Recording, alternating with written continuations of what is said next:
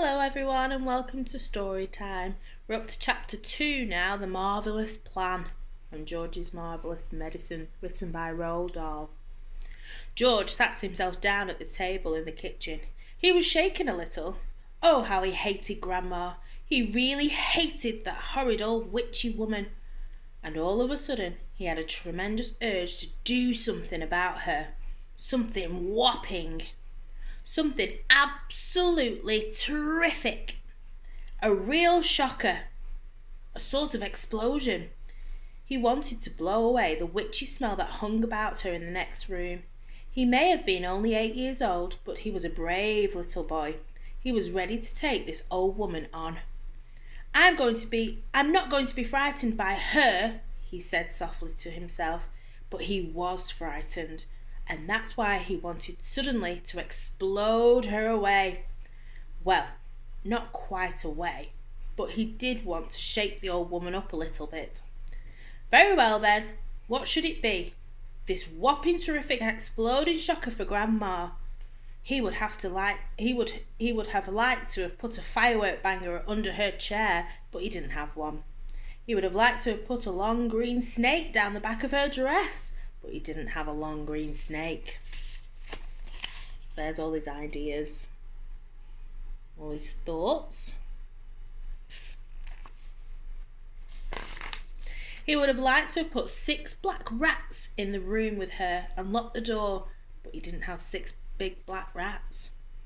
As George sat there pondering this interesting problem, his eye fell upon a bottle of Grandma's brown medicine standing on the sideboard. Rotten stuff it seemed to be.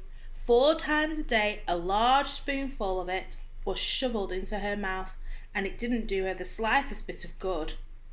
She was always just as horrid after she'd had it as she had been before. The whole point of the medicine surely was to make a person better, but if it didn't do that, then it was quite useless.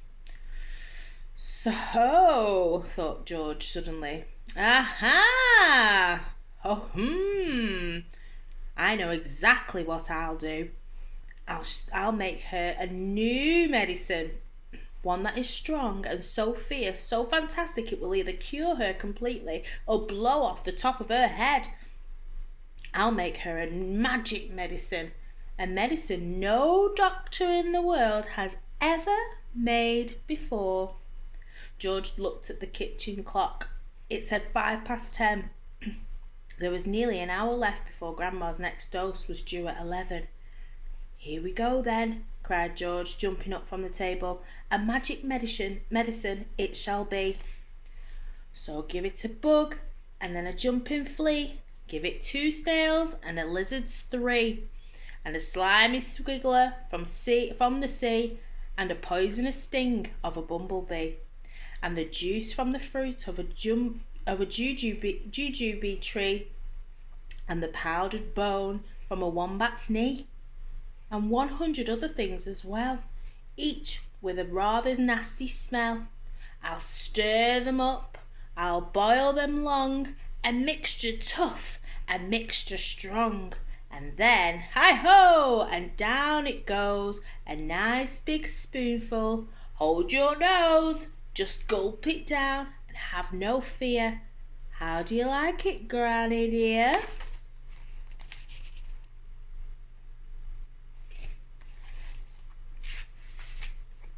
Will she go pop? Will she explode?